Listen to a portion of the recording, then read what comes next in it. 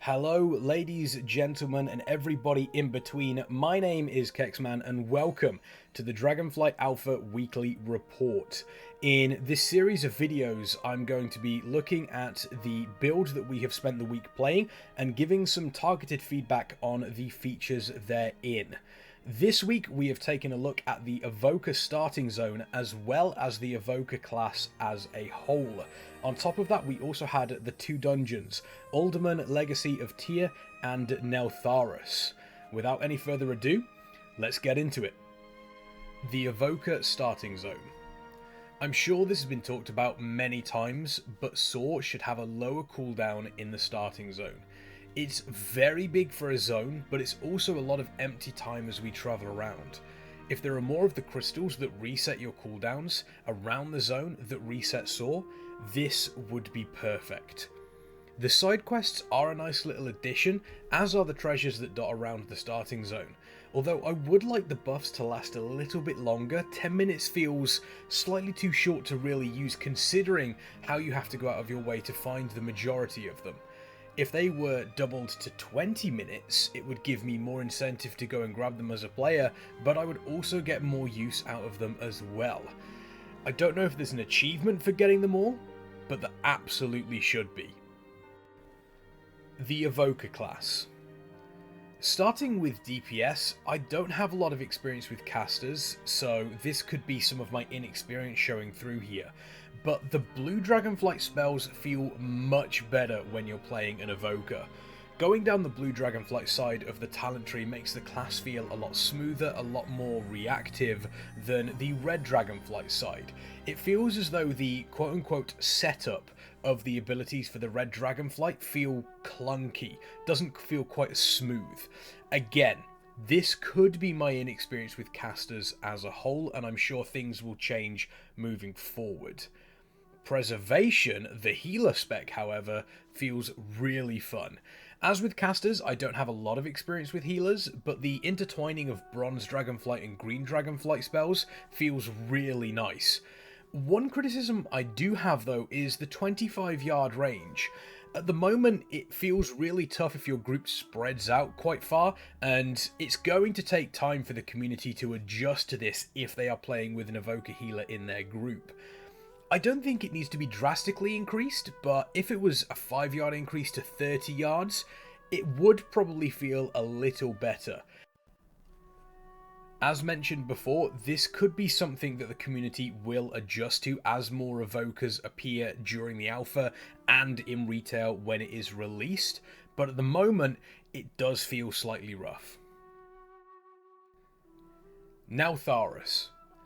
Obviously scaling is going to be a little bit off at the moment, so I won't talk too much about scaling of abilities until we have more access with talent trees and proper gear on classes. Obviously the start of the Dragonflight Alpha, we are going to see this as these dungeons are introduced. However, the trash is pretty decent in the dungeon with the exception of the packs that sleep in the beds after Chargath. They will quite often evade and teleport around if they're engaged as they're asleep on the beds. There seems to be some sort of pathing issue with them getting down from the beds that are quite high up in the room. Chargath themselves is a relatively fun encounter, but there needs to be a cooldown on the stun from the spear. This stun is called Fetter and can not only affect the boss but can affect players. However, with it you can effectively stun the boss for the entirety of the encounter. Perhaps make it so that Chargath can only be stunned with Fetter during Blade Lock, forcing you to kite the boss into these chains.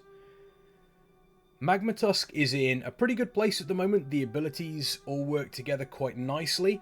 I can't think of anything I would change at the moment for this boss. However, we have yet to see Mythic difficulty. That could add another ability that makes this boss go to the next level.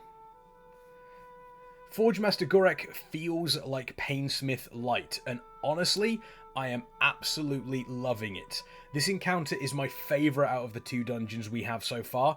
I can't think of anything that I would change. If they add something else in Mythic, fantastic. If not, it is still a really, really good boss. Warlord Saga, however, the final boss of Neltharus, I feel the exact opposite about.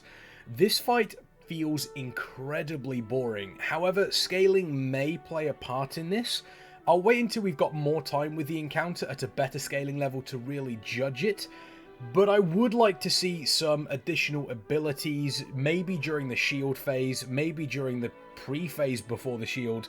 I'm not entirely sure what I would add, but it does seem to be missing something.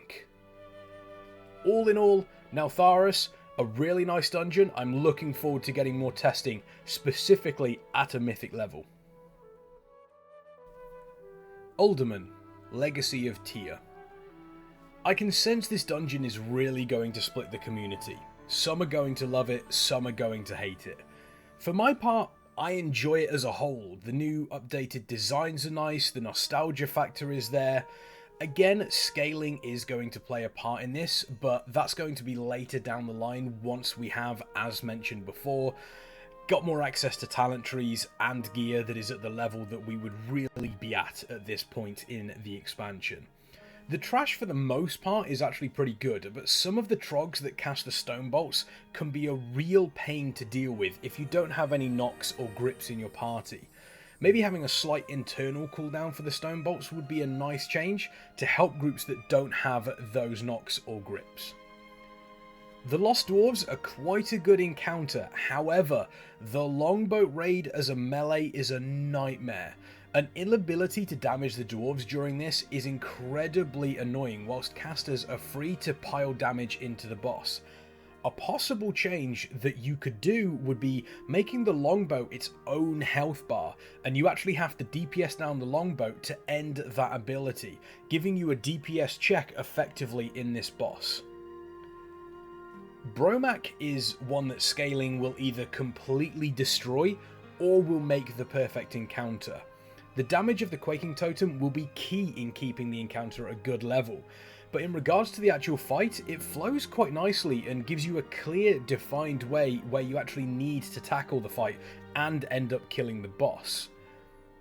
Sentinel Telondrus is an interesting one in that if you actually do the fight as it's intended, then it can come across as pretty boring.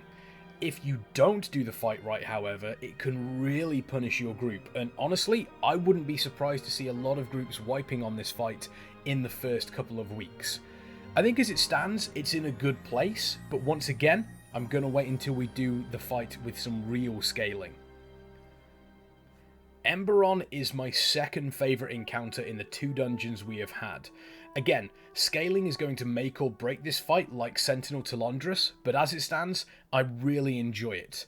It really teaches you to stick together during the intermission phase where you have cutter beams moving around the room as well as large-scale AoE. One change that I think could be interesting is maybe make it so you can destroy the Vault Keepers early with the unstable embers, thus shortening the intermission. Chronoloord Deus is the same as Warlord Saga in that it seems to be lacking something.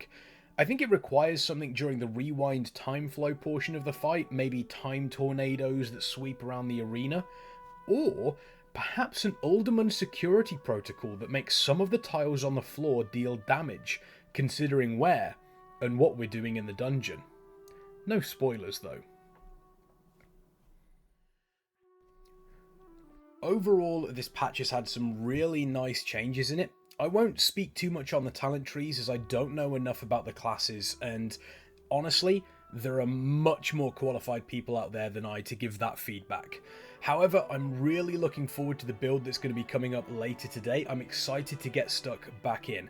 If you want to see more content from me, then please feel free to give me a subscription, and you can also check me out on Twitch, twitch.tv/thekexman.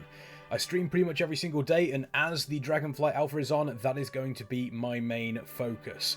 But for now, take care.